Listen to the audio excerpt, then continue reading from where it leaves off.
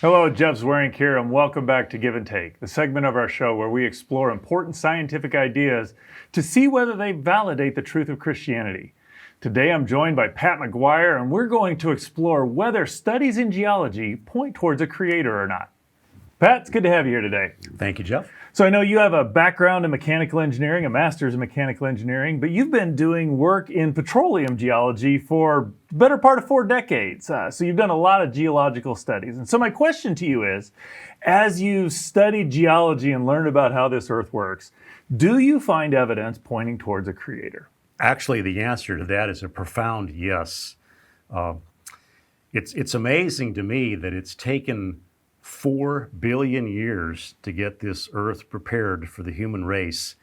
And the early earth looked absolutely nothing like what it does right now. And if you and I were to go to the early earth and step off our spacecraft and open the door, the atmosphere would have killed us immediately. Well, so give a description of that. What does the early Earth's atmosphere, best we understand it, look like? It had no oxygen at all. Carbon dioxide and nitrogen, some water vapor, but absolutely nothing we could actually breathe. Mm-hmm. And the oceans were probably worse than any toxic waste dump that we currently have on planet Earth. They were so loaded with heavy metals and toxins of all sorts that it would be immediately lethal if we tried to drink it. So there was a lot. That's actually a remarkable statement. I mean, we tend to think, oh, we found liquid water, therefore a planet's going to be habitable. But as we look at the early Earth, it's covered in water, but it may be habitable for microorganisms or stuff, but for advanced life, that's just not suitable. So explain, how did we get from that toxic, hostile environment to something so robust in supporting advanced life today? Well, the first thing that had to happen is we had to remove all of these multivalent heavy metals from the ocean water. And these multivalent guys, they have electrical charges on more than one side, and they can glue things like DNA or organic molecules together and completely destroy the reactions that modern life has to have to reproduce and to basically exist. Okay. So these things are actually seriously toxic. Things like arsenic and cadmium. And things that we actively work to make sure aren't in our water supply. Exactly. These days. So it's just abundant on the early Earth, and so it's got to be removed. It was a Superfund site. Okay. And there's only certain kinds of bacteria that are even capable of processing this kind of stuff. Mm-hmm.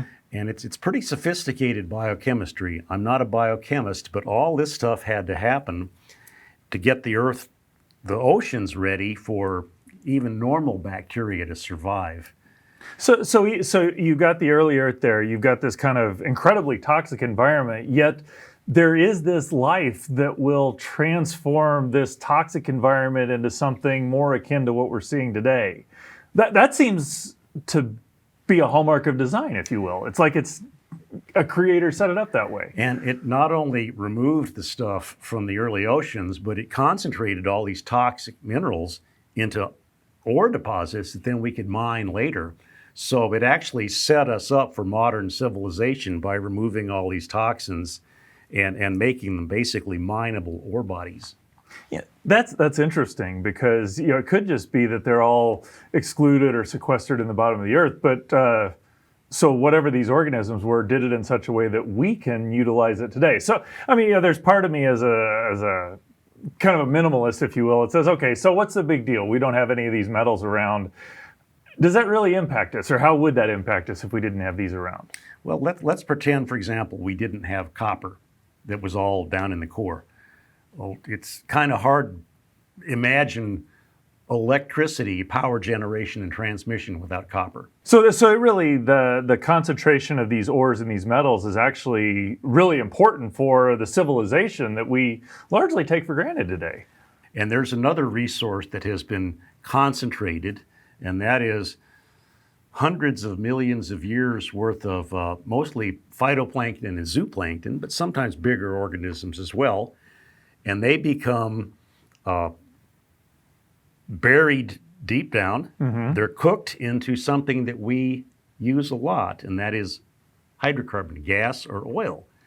And so that's taken hundreds of millions of years to lay down all of the microorganisms that have been transformed by heat and pressure into things that guys like me can take out of the ground and make into gasoline to sell to guys like you.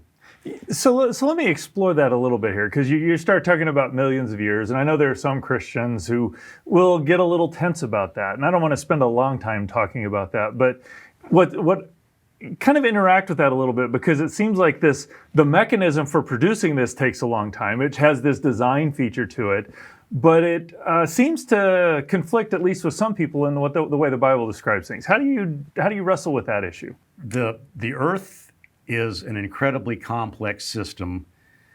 Things have taken a very long time, employing a lot of different processes, chemical processes, sedimentary and structural processes.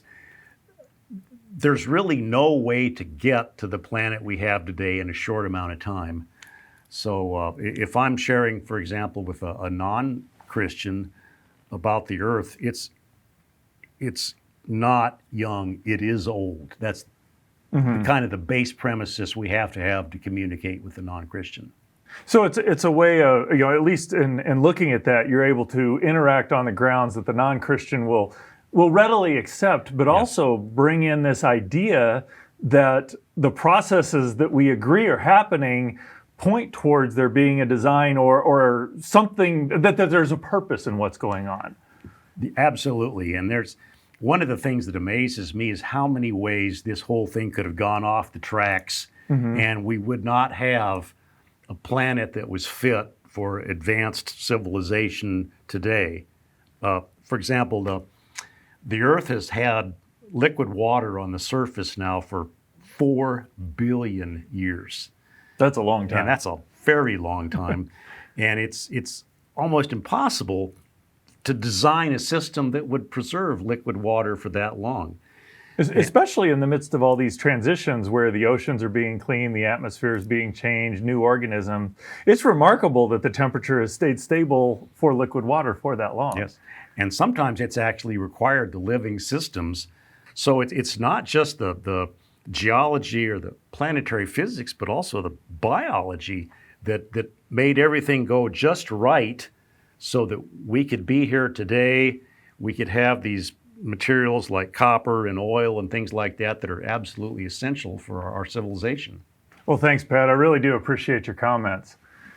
A lot of times it's thought that as we study the earth and we see just how long the process is and all the processes that have gone on, that it really conflicts with what Christianity has to say. But when we look carefully, as Pat has illustrated here, that it really does point towards a creator who's designed, who's fashioned the earth with a purpose to bring about humanity with a very complex and great civilization. I would encourage you to go to reasons.org and look for Pat McGuire's page there. That's MCGUIRE, where you will find other resources that help equip you to understand this incredibly complex, beautiful earth and how it points towards a creator who's behind it all.